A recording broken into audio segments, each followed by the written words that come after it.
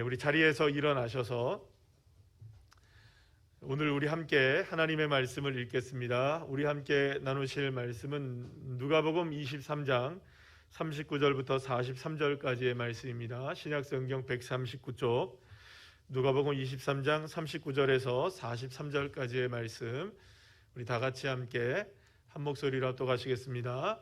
달린 행악자 중 하나는 비방하여 이르되 내가 그리스도가 아니냐 너와 우리를 구원하라 하되, 하나는 그 사람을 꾸짖어 이르되 내가 동일한 정죄를 받고서도 하나님을 두려워하지 아니하느냐.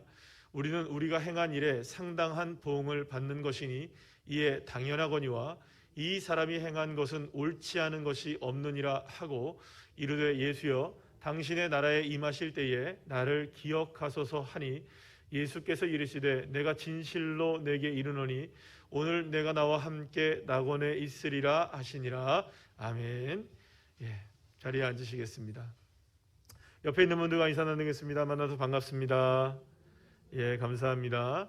또 오늘 교회에 나와서 예배하시고 또 온라인으로 예배를 드리신 여러분 한 분 한 분들에게도 하나님의 놀라운 능력과 은혜로 풍성하게 역사하실 줄로 믿습니다. 자, 오늘은 제목을 이렇게 정해봤습니다. 우리 다 같이 한번 읽어볼까요? 시작. 믿음이 시작되는 곳. 이런 제목으로 함께 은혜를 나누도록 하겠습니다. 우리가 오늘 본문에서는 사실은 너무나 잘 아는 이야기죠. 예수님께서 십자가에 못 박혀 죽으실 때 양 좌우편에 강도 두 명이 있었는데, 이 두 사람의 강도짓이 무엇인지는 우리가 알 수는 없으나 적어도 사형에 해당하는 죄를 범하고, 또 그냥 사형도 아니라 어떤 형을 지금 받고 있는 겁니까? 십자가에서 죽어가고 있는 겁니다. 그러니까 굉장히 극악무도한 사람이었다라고 볼 수 있겠죠.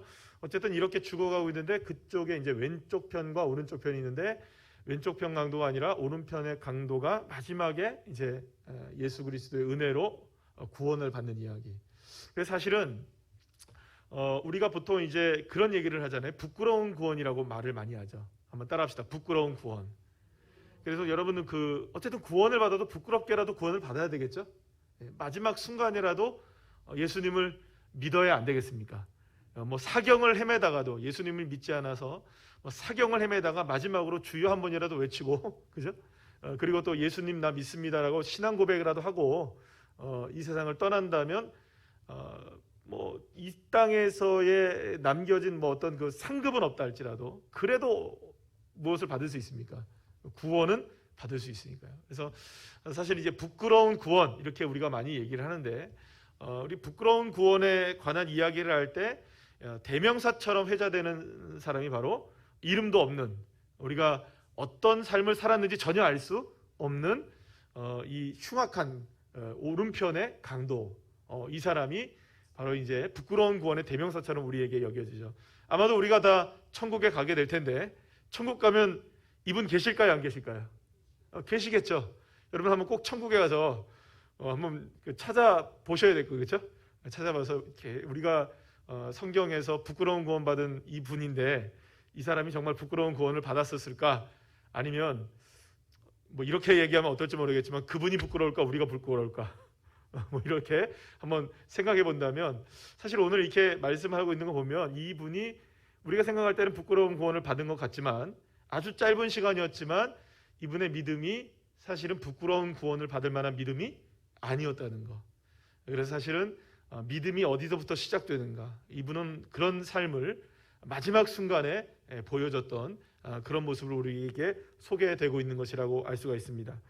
그러니까 사실은 어떻게 보면 이것이 부끄러운 구원이라고 얘기했을 때 이렇게 오해하시면 안 됩니다. 평생 나쁜 짓 하다가 마지막 순간에 죽기 전에 바로 예수님 옆에서 나 예수님 나도 구원해 주세요 해서 이제 구원을 받아서 그렇게 하나님 나라에 들어갔으니 우리가 부끄러운 구원 그것이라도 받으면 되겠다라고 생각하는데, 우리가 그것을 정당화하는 사람으로서의 삶으로 우리에게 소개되고 있는 정도의 사람이 아닐 거라는 거죠.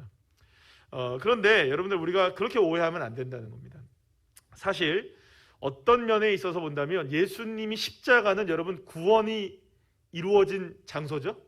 그러니까 예수님의 십자가는 구원의 역사가 이루어진 장소입니다. 그죠? 믿으십니까? 우리의 모든 죄를 다 용서하시고 우리의 모든 삶을 다시금 새롭게 바꾸시는 장소가 어디였습니까? 예수님의 십자가였잖아요. 근데 어떻게 보면 여러분, 예수님의 십자가에서 가장 먼저 구원받은 사람이 누굽니까? 바로 이 사람이에요. 그러니까 물론 시간적인 차이나 뭐 공간적인 차이를 이런 거를 다 우리가 뭐 깊이 있게 따져 물어서 그렇게 하는 게 아니라 어쨌든 누구 옆에 가장 물리적으로 가장 옆에 같이 있었습니까?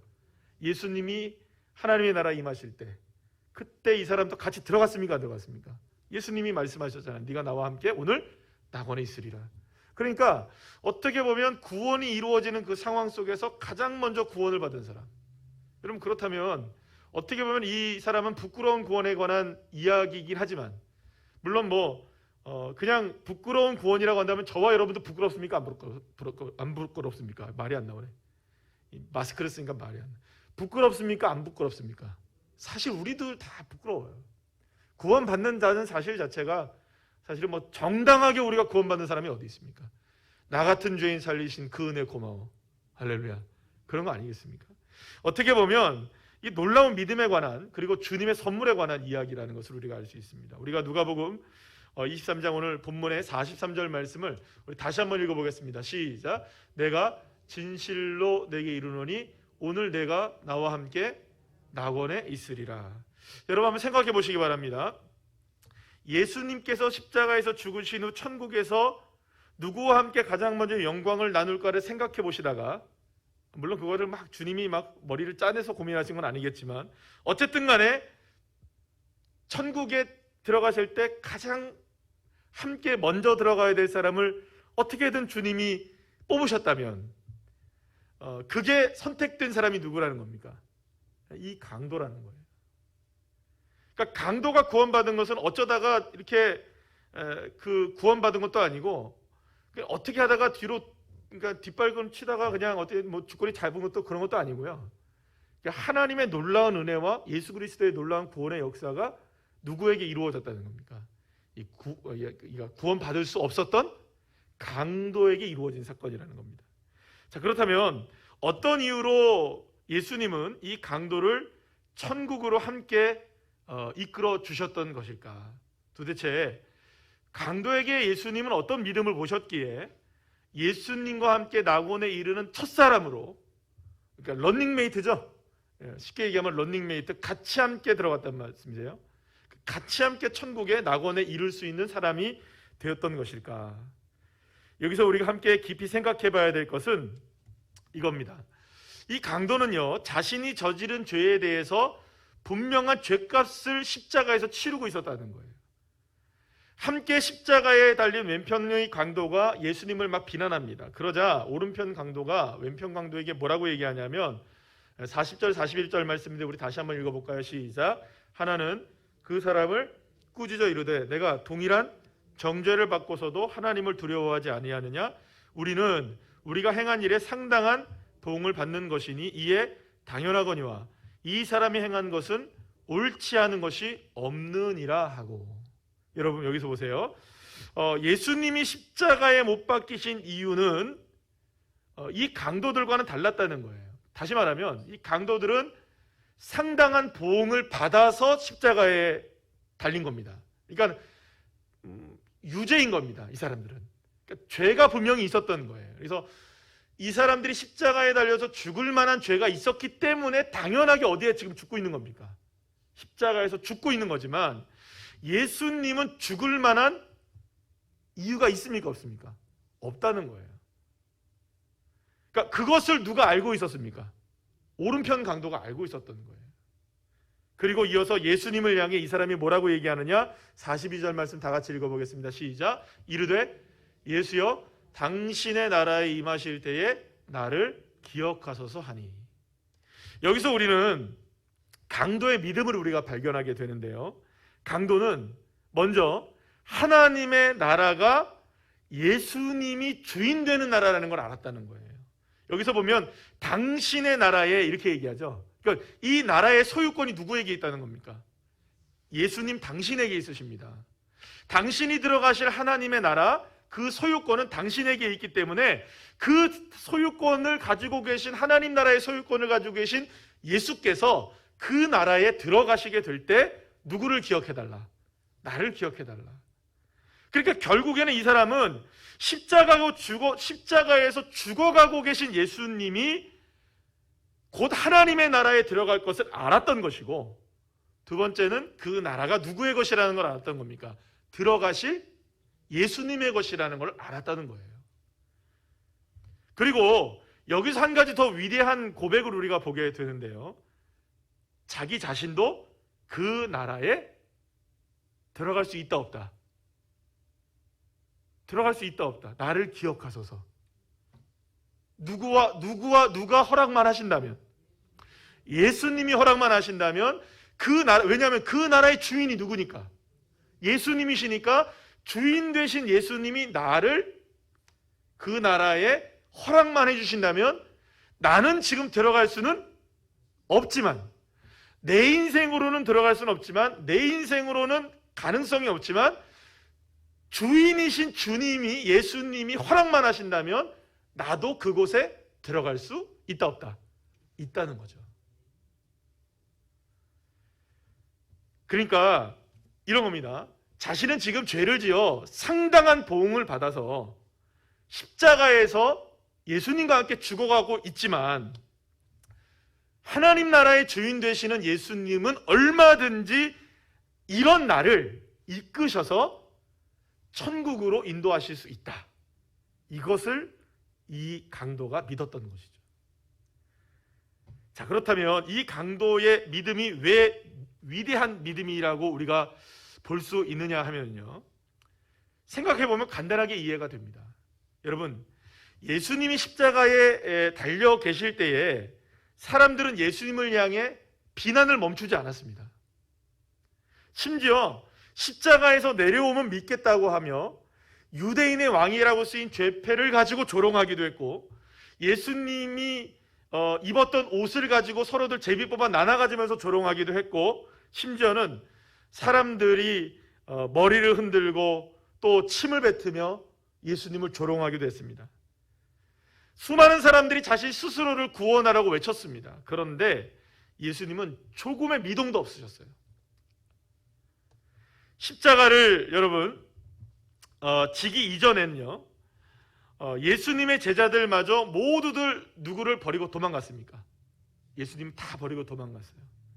십자가 위에 있었던 예수님은 너무나 무기력해 보였어요. 수많은 사람들이 이렇게 조롱할 수밖에 없을 정도로 아무것도 할 수 없는, 그래서 로마의 가장 끔찍한 사형의 형틀인 십자가 형틀에서 죽어가고 있는 처참한 몰골의 예수님이었어요. 여러분, 그 모습을 보고 예수님이 위대하신 왕이라고 얘기할 수 있을까요? 그러니까 그 형상만 보면. 제자들 다 도망갔어요. 예수님이 십자가에 못 박혀 죽어가실 때 수많은 사람들이 조롱했어요. 물론 여러분, 예수님이 십자가에 못 박혀 죽으신 바로 다음에 백부장이 뭐라고 고백합니까? 진실로 하나님의 아들이었다라고 고백을 합니다. 그러니까 십자가에서 죽으신 장면을 보고 선언했어요. 또 예수님이 부활하셨던 이후에 믿음이 없었던 도마도 예수님을 믿었습니까? 안 믿었습니까? 믿었어요.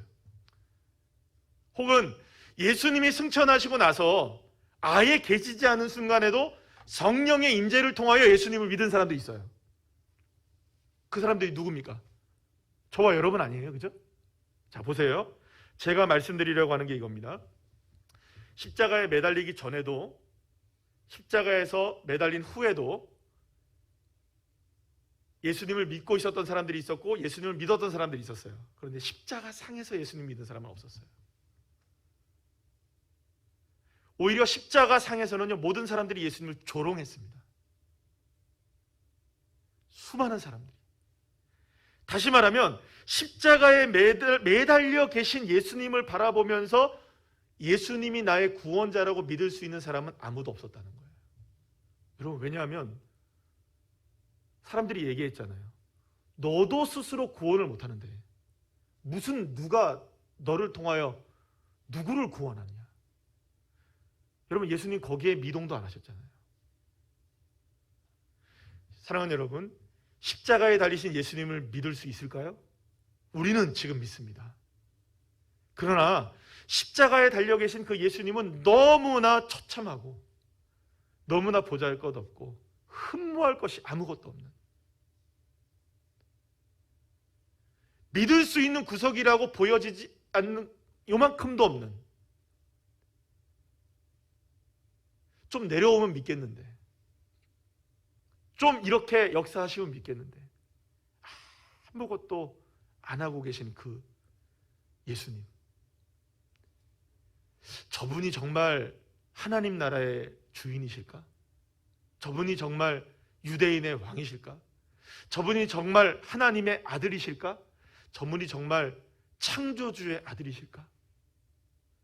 모두가 다 의심할 수밖에 없는 그 상황 속에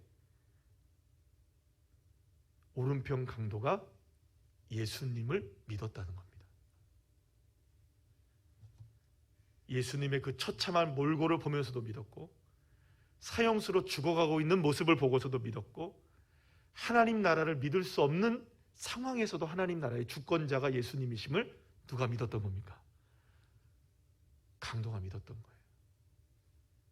사랑하는 여러분, 오늘 이 시간 저와 여러분에게도 이러한 믿음이 있기를 간절히 축원합니다. 예수님, 때로는 우리가 볼 때 흠모할 만한 것이 없을 수 있습니다. 하나님, 때로는 눈에 보이지도 않고 만질 수도 없고 느껴지지 않을 수 있습니다. 그러나 하나님은 여전히 하나님이십니다. 예수님은 여전히 나의 구원자이십니다. 이 사실을 믿으시길 바랍니다. 주님 도대체 어디 계십니까? 주님 정말 살아 계십니까? 주님 정말 역사하시는 분 맞으십니까? 의심의 안개가 밀려오고 우리가 주님을 배반할 수밖에 없는 그런 상황에 놓여져 있다 할지라도 주님은 묵묵하게 그 시간에도 구원을 이루고 계시는 것입니다. 그리고 믿음의 눈이 열려질 때 강도조차도 그 예수님을 만나게 되었다는 것. 자신으로서는 더 이상 어찌할 수 없는 상황에 있었던 거예요. 자신은 상당한 보응을 받는 거예요. 사형 집행 중에 있었어요. 스스로 어떤 모습으로도 하나님의 나라에 들어갈 수 있는 상황이 아니었어요. 상상조차 할 수 있는 것이 아니었어요. 그렇게 생각하는 것이 너무나 뻔뻔한 일이었겠죠. 내가 어떻게 하나님의 나라에 들어가겠습니까? 그러나 강도는 믿었던 겁니다. 자신으로서는 희망이 없지만 무엇을 더 바랄 수 있고 소망할 수 있는 존재가 아니라는 것을 알았지만 그럼에도 불구하고 예수님이 하나님 나라의 주인이시라면, 정말로 예수님이 구원자이시라면, 억만 죄악 가운데 살아 사형을 당하는 자신과 같은 인생이라 할지라도 예수님이시라면 구원할 수 있다면, 그 능력이 주님에게 있다면 난 주님을 믿겠습니다. 그렇다면 도대체 어떻게 그 짧은 시간 동안 그 예수님을 이토록 믿게 되었을까라는 것을 우리가 생각해 볼 필요가 있는데요. 그것은 십자가에서 예수님이 보여준 모습 때문이었습니다. 십자가에 달려 엄청난 고통을 받고 계실 때 사람들은 말씀드린 것처럼 막 돌을 던지고 또 때로는 침을 뱉고 머리를 흔들면서 조롱하고 수많은 사람들이 예수님을 향해 내려오라고 하고, 병사들은 병사들대로, 지나가는 사람들은 사람들대로, 대제사장과 서기관들과 장로들과 뭐 이런 사람들은 이런 사람들대로 예수님을 너무너무나 조롱하고 있었던 거예요. 아니, 그걸 보고 있었던 강도조차도 여러분들 화가 날 정도가 아니었겠어요, 여러분? 왜냐하면 이 강도는 지금 예수님이 죄가 없다는 사실을 압니까, 모릅니까? 알아요. 강도조차도 알아요. 이렇게 비난받으실 분이 아니라는 걸 알았던 거예요. 그런데 그 분을 향하여서 수많은 사람들이 그렇게 정죄를 하고 욕을 하고 그렇게 비난을 하고 그렇게 조롱을 해도 사실은 너무나 끔찍한 수준의 그 비난을 하는 것이었어요. 만약 어떻게 보면 그럴 수도 있습니다. 그렇게 생각할 수 있었을 것 같아요. 자기라도 좀 내려가서 좀 조용히 입 닥치고 있으라고 좀 한마디 얘기해주고 싶을 정도로 그런 마음이 아니었을까라는 생각도 하게 됩니다. 자, 그런데 그렇게 예수님을 향해서 비난이 막 쏟아지고 사람들이 그 비난의 화산을 쏠 때 예수님의 절규가 한마디 들려옵니다. 오늘 본문 아니지만 23장 34절에서 뭐라고 예수님이 말씀하시는지 다 같이 한번 읽어볼까요? 시작. 이에 예수께서 이르시되 아버지 저들을 사하여 주옵소서 자기들이 하는 것을 알지 못함이니이다 하시더라. 십자가에 달리시기 전부터 예수님은 엄청난 고문으로 인해서 이미 온 몸이 갈기갈기 찢어진 상태이셨습니다. 거기에 더하여서 예수님이 손과 발에 십자가에서 못이 박혀 있는 상황이었습니다. 숨을 쉴 수가 없는 상황이셨어요. 온몸이 축 늘어져 있는 상황이셨습니다. 그렇게 육체적인 고통을 막 당하고 계셨는데 그 육체적인 고통에 더하여서 사람들의 비난은 예수님의 마음조차도 갈기갈기 찢어놨을 거예요. 여러분, 육체의 아픔도 아픔이지만 사실은 우리의 마음의 아픈 게 얼마나 힘듭니까? 여러분, 어쩌면 우리가 여기 상처 난 것은 시간이 지나면 상처는 나도 아픔은 없어질 수 있습니다. 그런데요, 10년 전에, 20년 전에, 30년 전에, 심지어는 내가 아주 어렸을 때에 누군가로부터 들었던 한마디에 비수로 꽂히는 그 마음의 아픈 마음은 지금도 남아있어요. 그렇지 않습니까, 여러분? 마음의 상처가 얼마나 아픈 건데요. 사랑하는 여러분, 저와 여러분에게 이 마음의 상처를 주님이 또 다스려 주실 줄 믿습니다. 혹은 저와 여러분이 모두가 다 마음의 상처를 주는 말에 정말 유념하시고 조심하시는 믿음의 종들 되시기를 간절히 축복합니다. 자, 어쨌든 예수님이 그토록 마음이 아팠던 거예요. 얼마나 마음이 아팠겠어요, 여러분. 강도는 충격을 받지 않을 수 없었어요. 왜냐하면 그토록 마음이 아프고 온몸이 아프심에도 불구하고 십자가에서 예수님이 그들을 다 품으셨던 거예요. 자신을 비난하는 사람들을 온 마음과 온 몸으로 주님, 저들이 하는 일을 저들이 알지 못합니다. 주님 용서해 주세요. 그들을 다 품에 안으시는 겁니다. 그때 강도는 깨달은 것입니다. 아무런 죄 없이 십자가에서 죽어가고 있었던 예수님이 십자가 아래에서 거침없이 예수님을 향해 죄를 쏟아내고 있는 그 사람들의 죄를 다 품어주고 계신다는 거예요. 그렇다면 여러분, 강도는 알았겠죠. 저들의 죄를 품어주시는 주님이시라면 상당한 보응을 받아 십자가에서 죽을 수밖에 없는 나, 인생, 내 죄, 내 연약한 모습들, 지금까지 걸어왔던 수많은 죄악의 모습들, 그 모든 죄를 다 누구에게 맡길 수 있다? 예수님께 맡길 수 있겠구나. 주님이시라면, 예수님이시라면 상당한 보응을 받는 그 죄를 예수님이라면 용서해 주실 수 있으시겠구나. 그제서야 강도는 예수님께서 십자가에서 이루시는 것이 무엇인지를 깨닫게 되었을 것입니다. 예수님께서 세우시려고 하시는 하나님의 나라가 어떤 나라인지를 어느 정도는 알게 되었을 것이에요. 왜냐하면 예수님이 세우시려는 나라는 이 세상 나라와는 다르다는 것. 이 세상은 어떤 법칙이 적용하느냐? 따라합시다. 상당한 보응. 상당한 보응이 적용되는 세상입니다. 이에는 이, 눈에는 눈. 한 개를 심으면 한 개를 거두고, 그죠? 두 개를 심으면 두 개를 거두는. 그러나 여러분, 하나님의 나라는 은혜의 나라입니다. 하나님의 나라는 사랑의 나라입니다. 하나님의 나라는 용서의 나라입니다. 상당한 보응이 없어도 주님의 은혜면 가능해지는 나라. 우리의 연약함과 부족함에도 불구하고 주님은 얼마든지 우리를 사랑해 주시는 나라. 예수님이 이루시려고 하시는 나라는 상당한 보응의 법칙이 적용되지 않는 오직 하나님의 사랑의 법칙만이 적용되어지는 나라라는 것. 그래서 강도는 그 나라에 누구도 있기를 원한다. 상당한 보응이 있는 이 나라가 아닌 하나님의 그 나라, 주님이 다스리시는 그 나라에 내가 있기를 원합니다. 그렇게 고백했던 것입니다. 비록 내가 살아갔던 삶에 이 상당한 보응을 받는 이 세상에서는 비록 실패하고 넘어지고 쓰러졌어도 예수님이 다스리시는 그 나라에서 주님의 은혜와 사랑이라면 나 같은 죄인도, 나 같은 못난 인간도, 나 같은 연약한 사람도 새로워질 수 있다. 그리고 예수님은 이러한 믿음의 고백을 한 강도를 향해 뭐라고 오늘 43절 말씀에서 말씀하시느냐? 다 같이 읽어볼까요? 시작. 내가 진실로 내게 이르노니 오늘 내가 나와 함께 낙원에 있으리라. 할렐루야. 사랑하는 여러분, 여기에서 말씀하는 낙원이라는 것은 유토피아 같은 거 아닙니다. 어딘가를 가야만 찾아지는 그런 나라가 아닌 거예요. 예수님께서 말씀하신 이 나라는 어떤 나라냐? 예수님이 함께 계시는 오늘, 지금 이 순간이 바로 누가 다스리시는 나라?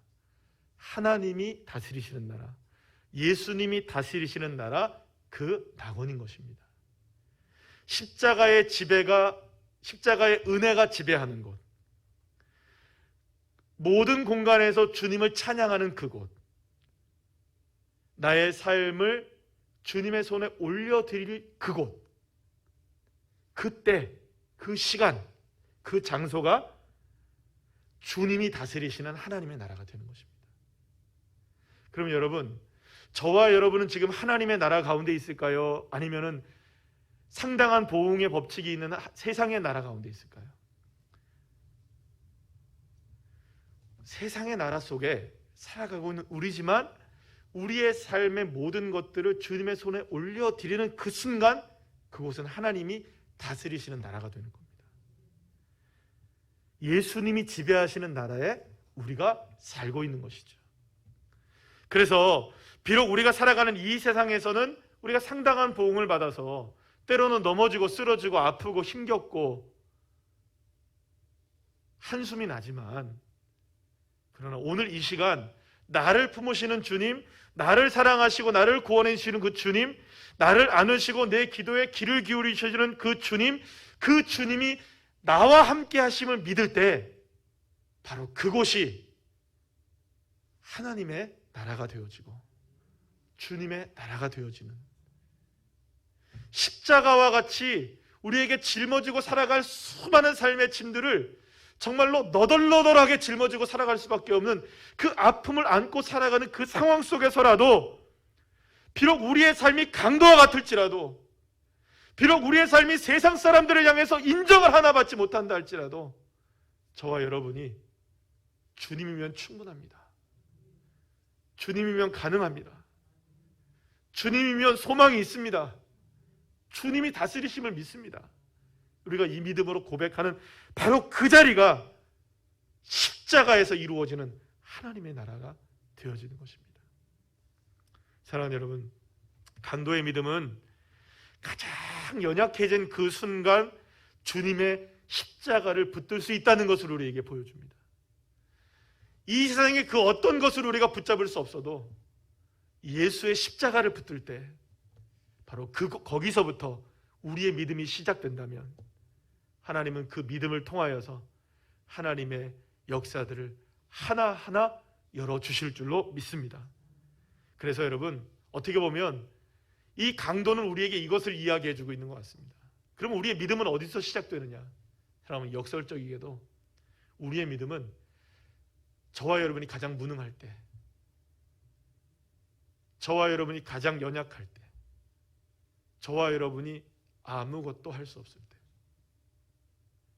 아무런 소망이 없을 때, 그때 주님을 저와 여러분이 믿기 시작하는 겁니다. 사실은 그렇게 해서 믿음이 시작되는 겁니다. 그 믿음이 저와 여러분에게 있기를 간절히 축원합니다. 그래서 어떻게 보면 하나님의 나라는 어디서 시작될까? 곰곰이 여러분들 묵상해 보다가 그런 생각이 들었습니다. 하나님의 나라는 어떻게 보면 이 세상의 끝에서 시작되는 것이 아닐까? 이 세상의 끝자리와 하나님의 나라의 끝자리가 맞닿아 있는 것 같다는 생각이 듭니다. 사랑하는 여러분, 상당한 보응을 받아 우리의 삶이 이렇게 돼 있다 할지라도, 저렇게 돼 있다 할지라도 바로 그곳에서 하나님의 나라가 시작된다는 것을 믿을 때, 비록 우리의 삶이 강도와 같다 할지라도 너는 나와 함께 오늘 낙원에 있을 것이다. 결정된 것입니다. 그 결정된 십자가의 은혜가 저와 여러분에게도 오늘 이 밤에 결정되어져서, 그래서 결국에는 지난 주일날 말씀을 드렸던 것처럼 신앙의 고수가 어떻게 만들어지느냐, 주님 나와 같이 있다는 것을 그 자리에서 믿는 겁니다. 신앙의 고수는 거기에 있습니다. 나의 한숨을 주님은 바꾸실 수 있다. 나의 한숨은 주님은 바꾸실 수 있다. 주님만은 하실 수 있다. 주님만은 하실 수 있다. 이 믿음을 가지고 비록 우리가 강도와 같을지라도 하나님 나를 새롭게 해주실 줄 믿는 믿음으로 오늘 이 밤에 다 같이 기도하시면서 주님을 바라보며 여러분들 믿음을 가지고 승리하는 주의 자녀들 한 사람 한 사람 다 되시기를 간절히 축원합니다.